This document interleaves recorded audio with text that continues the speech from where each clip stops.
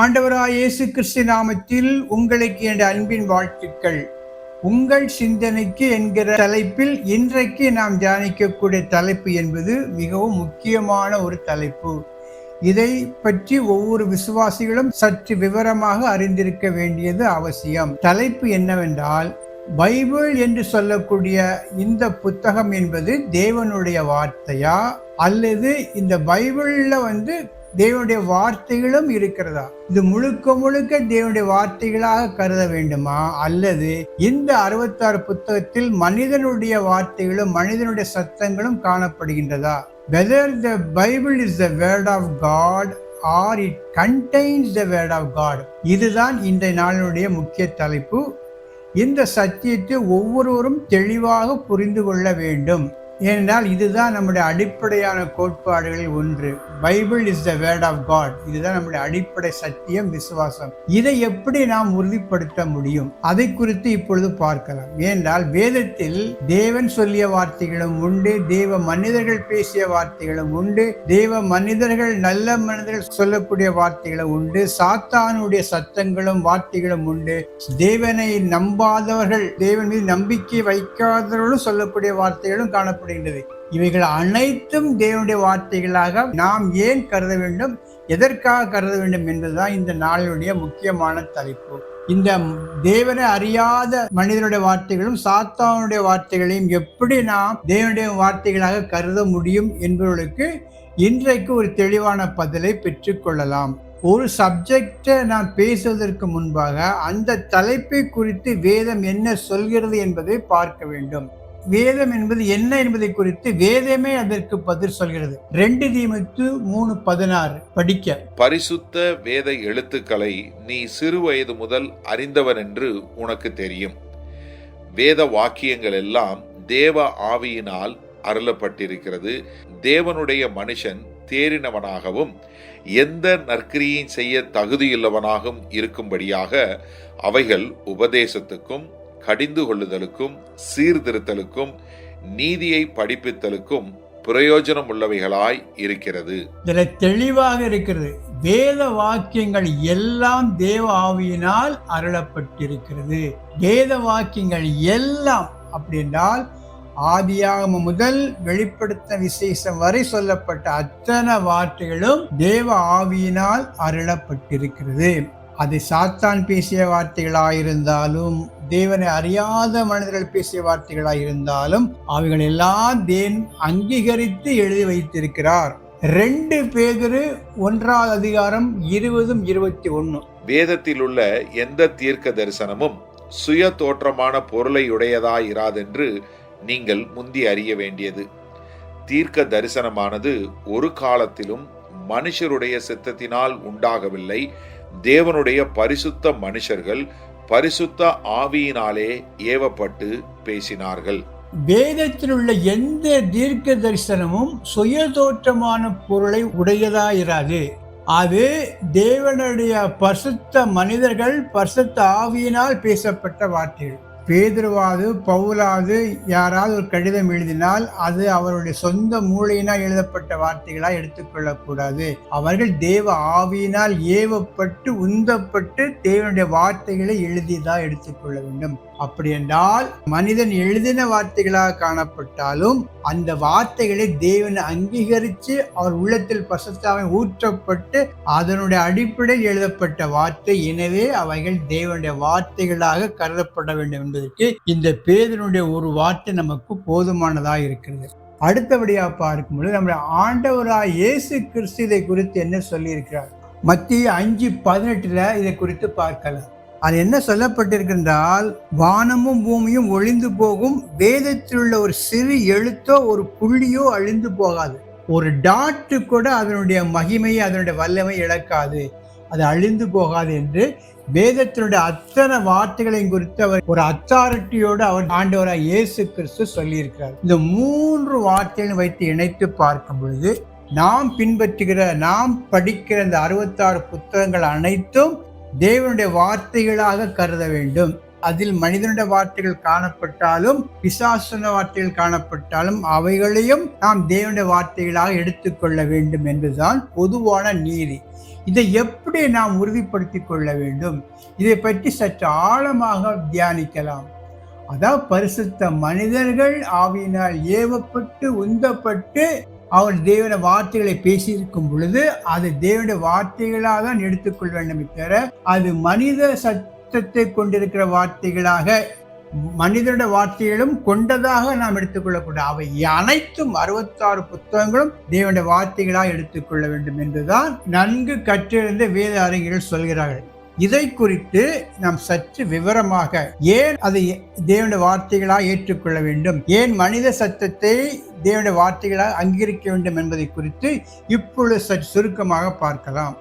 இந்த பகுதியில் தேவன் பேசாத வார்த்தைகள், தேவனுடைய மனிதர்கள் பேசாத வார்த்தைகள், அதே வேளையில் சாத்தான் பேசிய வார்த்தைகள், தேவனுக்கு விரோதமான மனிதர்கள் பேசிய வார்த்தைகள், தேவனை பற்றி சரியான புரிதல் இல்லாத யோபுவின் நண்பர்கள் போன்ற மனிதர்கள் பேசிய வார்த்தைகளை நாம் எப்படி தேவனுடைய வார்த்தைகளாக ஏற்றுக்கொள்ள முடியும்? அவைகள் எப்படி தேவனுடைய வார்த்தைகளாக மாறுகின்றது? இதை பற்றியுள்ள சரியான விளக்கம் என்ன என்பதை குறித்து இப்பொழுது பார்க்கலாம். பொதுவாக பார்க்கும் பொழுது இந்த கேட்டகரியில 3 வகையான பீப்புள் வராங்க.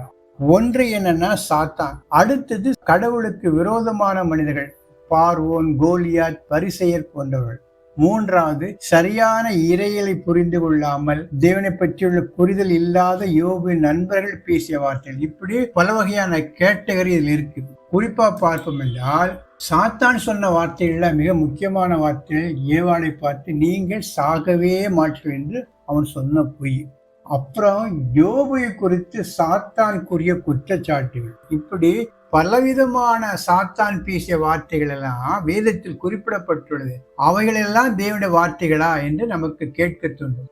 அடுத்தபடியா பார்க்கும்போது தேவனுக்கு விரோதமான மனிதர்கள் பேசிய வார்த்தைகள், பார்வோன் பேசிய வார்த்தைகள், கோலியாத் பேசிய வார்த்தைகள், பரிசேயர் பேசிய வார்த்தைகள்.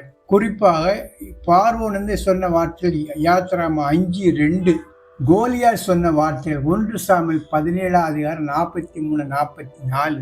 அப்புறம் பரிசேயர் சொன்ன வார்த்தைகள் மத்தேயு 12:24. இதெல்லாம் தேவனுக்கு விரோதமான மனிதர்கள் பேசிய வார்த்தைகள். இவைகளை எல்லாம் தேவனுடைய வார்த்தைகளாக எடுத்துக்கொள்ள வேண்டும். அடுத்ததாக பார்க்கும்போது யோபுவின் நண்பர்கள் பேசிய வார்த்தைகள். யோபுவின் நண்பர்கள் யார் என்றால் எலிபாஸ், பில்தாத், சோவார் போன்ற மனிதர்கள். அவர்கள் சரியான இறையிலை புரிந்து கொள்ளாமல் பேசிய வார்த்தைகள். அவைகள் தேவனுடைய வார்த்தைகள் போல் தோன்றினாலும் அவைகளை தேவனுடைய வார்த்தைகளாக ஏற்றுக்கொள்ள கூடாது. குறிப்பாக யோபு 4, 8, 11 அதிகாரங்களை இவளை பற்றி தெளிவாக பார்க்கலாம். யோபு துன்பப்படுவது அவனுடைய பாவத்தினுடைய விளைவு, அவனுடைய பிள்ளைகள் மரித்தது அவன் பிள்ளைகளுடைய பாவத்தினால் வந்த காரியம், யோபு கொடுக்கப்பட்ட தண்டனை குறைவான தண்டனை என்று பலவிதமான காரியங்களை அவர்கள் புரிந்த வகையில் ஏதோ யோபை பற்றி தவறாக புரிந்து கொண்டு சொன்ன வார்த்தைகள். இவைகள் எல்லாம் குறிப்பிடப்பட்டு கடைசியில் ஆண்டவர் சொன்ன வார்த்தை என்னவென்றால், படிக்க யோபு 42:7. கர்த்தர் இந்த வார்த்தைகளை யோபோடே பேசின பின் கர்த்தர் தேமானியனான எலிபாசை நோக்கி, உன் மேலும் உன் 2 சிநேகிதர் மேலும் எனக்கு கோபம் மூளுகிறது. என் தாசனாகிய யோபு பேசினது போல் நீங்கள் என்னை குறித்து நிதானமாய் பேசவில்லை. அவர் சொன்ன வார்த்தைகளை கடவுள் இங்கு அங்கீகரிக்கவில்லை. யோபின் நண்பர்கள் சொன்ன வார்த்தைகள் எல்லாம் அதில் குறிப்பிட்டு விட்டு, ஆனா அதை கடவுள் அங்கீகரிக்கவில்லைங்கிற ஒரு காரியத்தையும் நாம் பார்க்கலாம். எனவே இப்படிதான் நாம் பார்க்க வேண்டும். அதாவது மற்றொரு சொன்ன வார்த்தைகளை, சாத்தான், பார்வோன், கோலியாத் போன்ற மனிதர்கள் சொன்ன வார்த்தைகள் எல்லாம் அக்யூரேட்டா வேதத்தில் பதிவு செய்யப்பட்டது. அந்த பதிவு செய்யும்படியான காரியத்தை தேவனே பரிசுத்த ஆவியானவர் மூலமாக மனிதர்கள் மூலமாக செய்திருக்கிறார். அப்படி அவர்கள் பரிசுத்த ஆவியானவர் அங்கீகரிக்கப்பட்டு எழுதப்பட்ட வார்த்தைகளை தேவனுடைய வார்த்தைகளால் கருதப்பட வேண்டும். அதன் கடவுளே அதை அங்கீகரிச்சிருக்கிறார். அங்கீகரிச்சு அதற்கான பதிலையும் தேவன் கொடுத்திருக்கிறார். எனவே அவைகள் ஒரு தனியா பார்க்கக்கூடாது. அவைகள் எல்லாவற்றையும் தேவன் அதிகாரப்பூர்வமாக பதிவு செய்து அதை அங்கீகரித்திருக்கிறார். ஆனால் அந்த வார்த்தைகளை தேவன் அங்கீகரிக்கவில்லை. சொல்லப்பட்ட காரியங்களை தேவன் அங்கீகரித்திருக்கிறாரே தவிர சொல்லப்பட்ட டாக்டரினை, சொல்லப்பட்ட உபதேசங்களை, சொல்லப்பட்ட கருத்துக்களை அங்கீகரிக்கவில்லை. சொல்லப்பட்ட நிகழ்வுகளை தேவன் அங்கீகரித்திருக்கிறார். சொல்லப்பட்ட நிகழ்வுகளை தேவன் தன்னுடைய புத்தகத்தில் குறிப்பிட்டிருக்கிறார். ஆனால் அது சொல்லப்பட்ட காரியங்களை, பொய்களை போல் தோன்றுகிற காரியங்களை தேவன் அங்கீகரிக்கவில்லை. இதுதான் நாம் புரிந்து கொள்ளக்கூடிய காரியம். ரெக்கார்ட் பண்றாரு, அதை என்டாஸ் பண்றாரு. பட் என்டாஸ் பண்றானா அந்த காரியத்தை நடந்தது என்று என்டாஸ் பண்றாரு தவிர அது சொல்லப்பட்ட உண்மைகளை அவர் என்டாஸ் பண்ணவில்லை. இந்த வார்த்தைகள் எப்படி தேவனுடைய வார்த்தைகளாக கன்வெர்ட் ஆகுது, மாறுகிறது என்பதை குறித்து இப்பொழுது பார்க்கலாம். அந்த சாத்தானுடைய வார்த்தைகள், பலவிதமான வார்த்தைகள், எதிரிகள் சொன்ன வார்த்தைகள் எல்லாம் அனைத்தையும் எழுதும்படியான ஒரு சிந்தனையை தேவ மனிதர்களுக்கு கொடுத்து பரிசுத்த ஆவியானவர் மூலமா அவங்களை வழி நடத்தி அவர்களை ரெக்கார்ட் பண்ணி எழுதி வைக்கிறார். 2 பேதுரு 1:21. வேதத்தில் உள்ள எந்த தீர்க்க தரிசனமும் சுய தோற்றமான பொருளை உடையதாயிராதென்று நீங்கள் முந்தி அறிய வேண்டியது. தீர்க்க தரிசனமானது ஒரு காலத்திலும் மனுஷருடைய சித்தத்தினால் உண்டாகவில்லை. தேவனுடைய பரிசுத்த மனுஷர்கள் பரிசுத்த ஆவியினாலே ஏவப்பட்டு பேசினார்கள். அவர்தான் அதை எழுதும்படியான சிந்தனை கொடுத்து தேவ மனிதர்கள் எழுத வைக்கிறார்.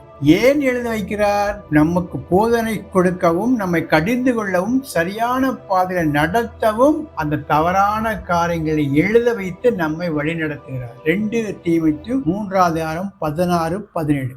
பரிசுத்த வேத எழுத்துக்களை நீ சிறு வயது முதல் அறிந்தவன் என்று உனக்கு தெரியும். வேத வாக்கியங்கள் எல்லாம் தேவ ஆவியினால் அருளப்பட்டிருக்கிறது. தேவனுடைய மனுஷன் தேறினவனாகவும் எந்த நற்கிரியும் செய்ய தகுதியுள்ளவனாகவும் இருக்கும்படியாக அவைகள் உபதேசத்துக்கும், கடிந்து கொள்ளுதலுக்கும், சீர்திருத்தலுக்கும், நீதியை படிப்பித்தலுக்கும் பிரயோஜனம் உள்ளவைகளாய் இருக்கிறது. அப்படிப்பட்ட காரியங்களை சொல்லி நம்மளை எச்சரிக்கிறார். இந்த மாதிரி பொய்கள் இருக்கிறது, எதிர்ப்புகள் இருக்கிறது, தவறான உபதேசங்கள், இறையியல் கோட்பாடு இருக்கிறது என்று சொல்லி அவைகள் மூலமாக நம்ம எச்சரிக்கிறார். அடுத்தபடியாக அந்த சாத்தானுடைய கேள்விகளுக்கும் மற்ற நண்பர்களுடைய கேலி கிண்டலுக்கும் பதிலை அந்த வசனத்திலேயே, அந்த இடத்திலேயே நமக்கு கிடைக்கும்படியாக செய்கிறார். குறிப்பாக சாத்தான் இயேசு கிறிஸ்துவை சோதிக்கும் பொழுது கடவுள் இயேசு கிறிஸ்து சாத்தானுக்குரிய பதிலை அந்த இடத்திலே ஸ்பாட்டிலே சொல்லிவிடுகிறார். அப்படி என்றால் நாமும் சாத்தானை எதிர்த்து நிற்கக்கூடிய அளவுக்கு வசனத்தில் தேறினவனாக இருப்பதற்காக, அதாவது இப்படியும் சொல்லி இருக்கிறது என்று சாத்தானை கேள்வி கேட்கக்கூடிய அளவுக்கு நாம் வசனத்தில் வளர வேண்டும் என்பதற்காக சாத்தான் சொன்ன வார்த்தைகளையும் எழுதி வைத்திருக்கிறார். அடுத்ததாக சாத்தானுடைய பொய்யெல்லாம் சொல்லி அவனுடைய தவறான இறையெல்லாம் குறிப்பிட வைத்து, இதெல்லாம் பின்னால் இது மாதிரி தவறான இறையியல் கோட்பாடுகள் வரும், பொய்கள் வரும் என்று சொல்லி நம்மளை எச்சரிப்பதற்காகவும் எழுதி வைத்திருக்கிறார். அப்படி எச்சரிப்பதற்காக அப்படி எழுதி வைக்கப்பட்ட வார்த்தைகள் தான் அது தேவ வார்த்தைகளாக நாம் கருதி அதை ஏற்றுக்கொள்கிறோமே தவிர அது சொல்லப்பட்ட அத்தனை சாராம்சத்தையும் நாம் ஏற்றுக்கொள்ளவில்லை. அந்த நிகழ்வுகளை நாம் அங்கீகரிக்கிறோம். இறுதியாக இப்படிப்பட்ட வார்த்தைகளை நாம் ஏன் தேவனுடைய வார்த்தைகளாக ஏற்றுக்கொள்ள வேண்டும் என்றால், இவைகள் அனைத்தும் சாத்தான் பேசிய வார்த்தைகள், யோபின் நண்பர்கள் பேசிய வார்த்தைகள், பார்வோன் போன்ற மனிதர்கள் பேசிய வார்த்தை அனைத்தும் தேவனுடைய சூப்பர்வைஷன்ல கீழே அவைகள் ரெக்கார்ட் பண்ணப்பட்டு எழுதப்பட்டுள்ளது.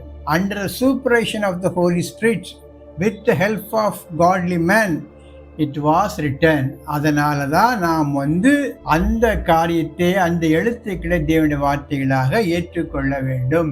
ரெக்கார்ட் பண்ணுவதற்கும் அவைகளை உண்மை என்று ஏற்றுக்கொள்வதற்கும் மிகப்பெரிய வித்தியாசம் உண்டு. இட் வாஸ் ரெக்கார்டட், உண்மை சம்பவங்களாக கருதி அது ரெக்கார்ட் செய்யப்பட்டிருக்கிறது தவிர அதை என்டாஸ் பண்ண வேண்டுங்கிற அவசியம் இல்லை.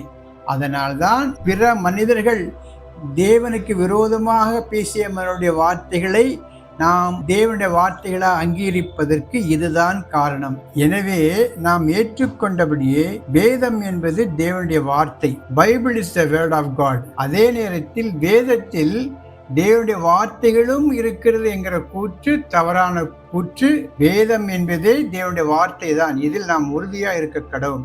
இந்த செய்திகள் உங்களுக்கு பிடித்திருக்கும் என்றால் லைக் கொடுங்க. இதை பற்றியுள்ள விமர்சனங்களை நீங்கள் யூடியூபில் பதிவிட்டால் நலமா இருக்கும். இந்த செய்திகள் உங்களுக்கு பயனுள்ளதா இருக்கு என்று நீங்கள் கருதினால் மற்றவர்களுக்கு அறிமுகம் செய்து வையுங்கள். கர்த்தர் உங்களை ஆசீர்வதிப்பாராக. ஆமென்.